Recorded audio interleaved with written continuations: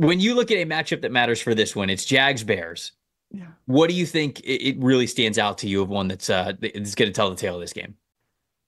It's got to be Brian Thomas Jr. and Trevor Lawrence's connection here, and then it's Brian Thomas Jr. specifically against Jalen Johnson, which is strength on strength, right? We like Sure. to say.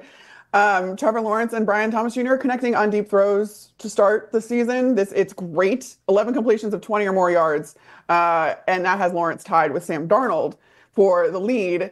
And then BTJ, he's got 5 catches of 20 or more yards, 225 yards, 2 touchdowns. That all ranks in the top 3 across the board. And this is the way to kind of get going against a Bears defense that is going to try to clamp down on you. They are extremely stingy. They talk about not wanting to allow explosive plays kind of across the board here. And in order to kind of break them, you're going to have to get some explosive plays. And we know that these games are always super wonky overseas. The Jags, I guess, are delayed getting out because of Hurricane Milton. So they're going to be arriving later into London and not having as much time to kind of acclimate to the time difference and to being jet lagged and all that other stuff.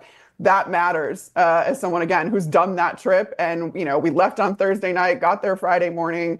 Everybody was dragging during practice on a rugby pitch. And that carried over into a game where Jameis Winston threw like 5 interceptions. But we don't need to go down memory lane for that. We just know this is going to be wonky. And I really believe that in order to get this Jags offense going in particular, you're going to have to rely on that connection between Trevor Lawrence and BTJ. Yeah, I agree with you. And I think just to echo that for sort of my matchup that matters here, it's sort of, you talked about Jalen Johnson versus Brian Thomas Jr. That's definitely a major one to watch because as the Jags have wanted to remain aggressive, BTJ is the guy that they want to run things through. Trevor Lawrence has got 11 completions of 20 or more yards this year. That's tied for first with Sam Darnold, which, of course, we all expected that to be the case. Sam Darnold to be at the top of that list at the beginning of the season. 414 passing yards on such throws as well. So Lawrence is number 1 in the NFL in that category. It's what they want to do. They want to push the ball deep down the field. But I thought it was ironic, funny, however you want to look at it, that last week where they got their first win of the season, they had their lowest average depth of target. They had the lowest amount of throws of 20 yards or more. And yet they just had those couple of shot plays that made the difference. And it's felt like to this point, and even going back to the second half of last season where they were really struggling, they piled up a lot of losses. They felt like a team that was trying to build an offense around those shot plays. And I think now they're realizing we can't build the whole offense around that. It's got to be something where we just have to understand when to take our deep shots. And specifically, I think the matchup that matters is the Jags' aggressiveness and how aggressive they want to be in this game, in the passing game, versus a Bears coverage unit that even beyond just Jalen Johnson, they'll make you pay. They've got 5 interceptions this year from just their DBs, their corners, and their safeties. That's 5th most in the NFL. They've got 10 incompletions. Forced incompletions as a group as well. They are top 3 in coverage grade, whether you look at overall defense or just the defensive backs as well. So this is a really good coverage group for the Bears. And it's just, I think that it's a unit that can really make the Jags pay if they continue to be over aggressive and really push the ball deep down the field when it's not there. And those turnovers, kind of like what you mentioned at the beginning of the Thursday night football preview that we were talking about a couple of minutes ago, when you get that flip of possession, sometimes it could truly mean everything. So I guess Brian Thomas Jr. and Jalen Johnson, a little bit of plus factors in their own right since they were in your matchup that matters. But anybody else that stand out as a plus factor to you?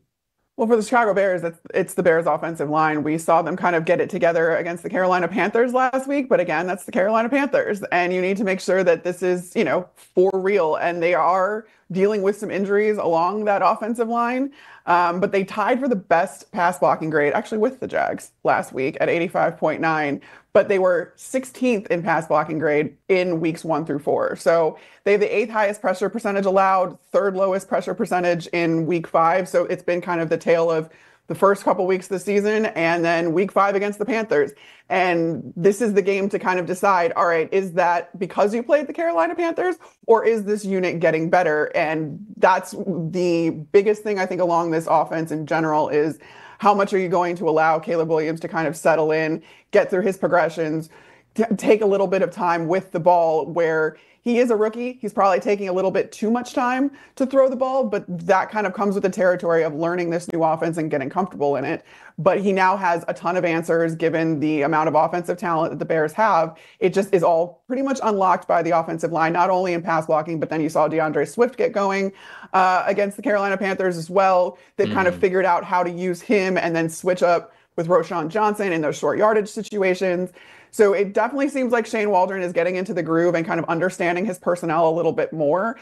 But my big concern still is this offensive line and how much they're going to allow for offensively. And was this improvement real, or is it just they were playing one of the most struggling teams in the league? I don't want to call them horrible. I just want to say that I mean, struggling. Look, again, all due respect, we are 5 weeks in this season, and unfortunately, we do have to have that question at this point with teams. Is like, hey, are you playing well, or were you just playing the Panthers? Because the Saints it's kind of been the story with the Saints since week one. There've been a couple of other teams like that, and I think that is the big question with Chicago. We're pretty much in lockstep here because my plus factor, your plus factor is the Bears' offensive line. My plus factor is somebody on the other side of the line who could be a big time force against him, and that's Trayvon Walker. We know that Josh Hines-Allen is going to play really well on one side, but Trayvon Walker has been much more of the inconsistent pass rush presence for them.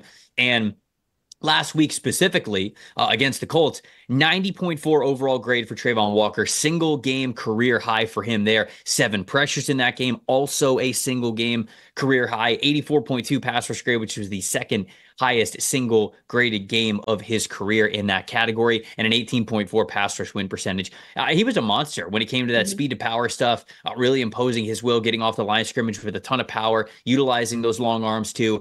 And so I could have sort of gone with a matchup that matters of him versus, Darnell Wright as the right tackle, because he mainly lines up on the left side of the defense. But they used him in stunt situations as well, where they have him as the looper coming across the face of guards and even getting into the center and just trying to either go up the A gap or the B gap, and using a lot of explosiveness and that momentum and speed to power that is pretty devastating. I mean, you watch last week's game from Trayvon Walker and you go, all right, even without a litany of pass rush moves, like, you can see why it was alluring to draft him number 1 overall. Now he's still getting the moves down, obviously. I don't know how much that's going to be a part of his game, rather just winning by physical ability, but certainly it was able to work last week. We will see if it's able to work against a Bears offensive line that has been up and down quite a bit this season.